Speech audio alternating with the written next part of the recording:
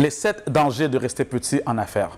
C'est véritablement un danger. Tu risques de disparaître si c'est ta mentalité. Beaucoup trop d'entrepreneurs lancent leur entreprise, veulent justement monter une boîte et ils pensent tout petit. Hein? Si je peux ouvrir quelque chose et j'habite au-dessus, je serai content. Non. Si tu montes une entreprise, si tu veux te lancer en affaires, pourquoi ne pas voir grand? Pourquoi ne pas développer ce plein potentiel qui est en toi? J'aime dire que le but n'est pas de compétitionner contre les autres. Non, l'objectif est de dominer ton marché. D'ailleurs, aujourd'hui, j'ai le privilège d'être dans une très belle place, le Café Massaï. Pour ceux qui ne le connaissent pas, c'est le premier bistrot africain sur Paris, dans un quartier d'affaires. Donc, c'est incroyable. Et le propriétaire est juste là. Hein. Je vais vous le présenter parce que son parcours est exceptionnel. Non seulement il a ce bistrot, il a également aussi Villa Massaï. C'est un restaurant de 300 places assises. C'est le plus grand restaurant africain en France. En tout cas, je pourrais tellement parler de son parcours également aussi, du lounge qu'il a sur Paris qui roule très bien. Donc, Théo, il faut quand même qu'on te présente correctement. Merci encore de ce privilège de m'accueillir ici pour que je puisse faire cette vidéo.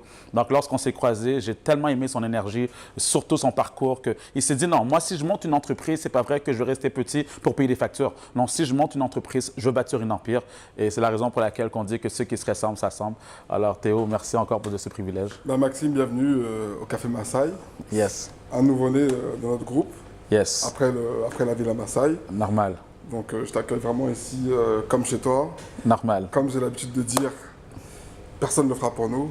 Donc faisons-le et tu le fais très bien pour l'instant. That's it. Respect, ma man. OK, alors on commence les 7 dangers de rester petit immédiatement. Le premier danger, tu le sais, c'est la base. Si tu es trop petit, tu ne fais pas d'argent. Regarde, tu le sais mieux que moi, la définition d'un entrepreneur, c'est une personne qui résout des problèmes pour les autres en échange d'une rémunération. Si tu veux être payé, si tu veux que l'argent rentre en gros, il faut que tu règles un plus gros problème. Quand tu règles un plus gros problème, mais il y a beaucoup plus de revenus qui rentrent. Regarde, ça me fait penser aux entrepreneurs parfois qui vendent de la nourriture, des hamburgers lors de foires, lors de salons, lors d'événements. Tu peux avoir une mentalité comme ça, que tu vas servir une centaine de personnes par jour, ou sinon, tu peux te dire pourquoi ne pas vendre le même hamburger, mais la seule différence, ça va être sous forme d'une chaîne de restauration telle que McDonald's. C'est ça la grande différence. C'est le même produit, mais 2 visions différentes. En d'autres termes, si tu veux générer des millions, tu dois toucher des millions de personnes. Aussi simple que ça. Alors arrête de penser petit et va vers l'international. Le deuxième danger de rester petit, c'est vis-à-vis de la compétition. Lorsque tu restes petit, la compétition peut se permettre de t'intimider. Il peut se permettre justement de t'écraser. Et ça me rappelle, lorsqu'on était plus jeune, dans la cour d'école, on en voyait qui se faisaient intimider par les plus grands. Mais c'est exactement ce qui va se passer avec toi. Lorsque tu as une petite entreprise, tu ne vois pas plus grand, tu ne vois pas vers l'expansion. Il y en a certains qui vont aller sur ton territoire et qui vont reprendre le contrôle. Parfois, il y en a d'autres, on entend souvent que les fameux Américains, ils viennent sur nos territoires, prendre nos emplois, prendre nos business. Mais c'est normal, regardez la vision que vous avez. Quand tu montes une entreprise, dès le jour 1, pose-toi la question, comment est-ce que cette entreprise puisse aller vers l'expansion? Comment ouvrir 2, 3 boutiques? Si tu as un restaurant, pourquoi tu ne pourrais pas ouvrir un 2e restaurant, un 3e restaurant? Ça fait un instant, je vous ai présenté Théo, celui qui est responsable, qui est le propriétaire du Café Massaï. Il est également aussi propriétaire du Villa Massaï. Il est également aussi propriétaire du Studio Lounge 34. Et toi, est-ce que tu penses simplement avoir ta petite entreprise, payer tes petites factures et ensuite, maintenant, la compétition vient de prendre toute ta clientèle et après, tu te plains que oui, c'est injuste? Ne sois pas une victime, sois un combattant, sois un guerrier. Lorsque tu mets une entreprise en place, va vers l'avant puis sois là pour dominer. Le 3e danger de rester petit, c'est que tu seras incapable de faire face aux tempêtes. Dis-toi, c'est comme mettre en place, construire une maison. Si tu construis une maison sur du sable avec de la paille, une tempête arrive, elle envole ta maison. C'est la même chose en business. Si ton entreprise est beaucoup trop petite, dès que la première tempête arrive, ça c'est les situations du marché, une nouvelle technologie, un changement au niveau de la politique qui fait en sorte que ton entreprise est susceptible de faire faillite. J'aime dire que la seule constance qui existe, c'est le changement. Alors, si tu veux être prêt à faire face au changement, il faut que ta structure soit solide. Et dis-toi que ton produit, tes services que tu as présentement qui te permettent de générer un certain revenu, ce ne sont pas les mêmes produits qui te permettront plus tard d'être encore sur le terrain. Ça me fait penser à Apple. Apple, lorsqu'ils ont commencé, ce qui a fait leur nom, c'est leur fameux ordinateur. Jusqu'à aujourd'hui, les ordinateurs d'Apple sont très bien. Mais Apple, sachant que le marché évolue, sachant que la seule constance qui existe, c'est le changement. Ils n'ont pas eu le choix d'apporter de nouveaux produits sur le terrain, tels que maintenant Apple fait toutes sortes de produits. Exemple, les fameux téléphones, les fameux iPhones. C'est exactement comme ça que tu dois agir. Fais face au changement, mais ce n'est pas en restant petit avec une petite structure. Si tu veux être prêt à faire face au changement, à faire face aux évolutions, à faire face aux tempêtes qui vont se passer, tu dois être une entreprise qui est basée sur de grosses bases, non pas en restant petit comme la majorité des entrepreneurs qui lancent leur entreprise. Le quatrième danger de rester petit lorsque tu es en business, c'est que tu risques de ne pas être crédible. Et lorsqu'on parle de crédibilité, on parle de confiance. Les gens feront affaire avec toi parce qu'ils te font confiance. Mais lorsqu'ils voient que tu es tout petit, ça va les mettre en doute. Lorsqu'on voit que c'est une grosse structure, ça fait des années que tu existes, tu as quelques succursales de gauche à droite, les gens se disent, moi je vais faire affaire avec eux. Je ne sais pas si c'était comme moi, mais lorsque je vais manger dans un restaurant, j'aime bien aller dans les restaurants où c'est rempli. J'aime bien aller dans un restaurant même lorsqu'il y a une file. On ne sait pas pourquoi, mais nous, en tant qu'êtres humains, on est attiré par la masse. La masse attire la masse. La même chose aussi pour toi. Si tu n'as pas de clients, si tu es tout petit, le monde va se dire que ces affaires ne fonctionnent pas. C'est la raison pour laquelle que lorsque tu grossis, lorsque tu vas vers l'avant, lorsque tu as une vision d'expansion, tu apportes de la crédibilité. Crédibilité apporte confiance de la clientèle et confiance apporte cash. Parfois, certaines personnes viennent me voir et me disent « Maxime, j'arrive pas à charger les gens selon le prix que je désire. Ils sont tout le temps là en train de me négocier, ils sont tout le temps là en train de descendre mes prix. » Et je leur donne tout le temps la même réponse. C'est parce que tu es trop petit. Et c'est le cinquième danger. Lorsque tu es trop petit, les gens ne vont pas respecter tes prix.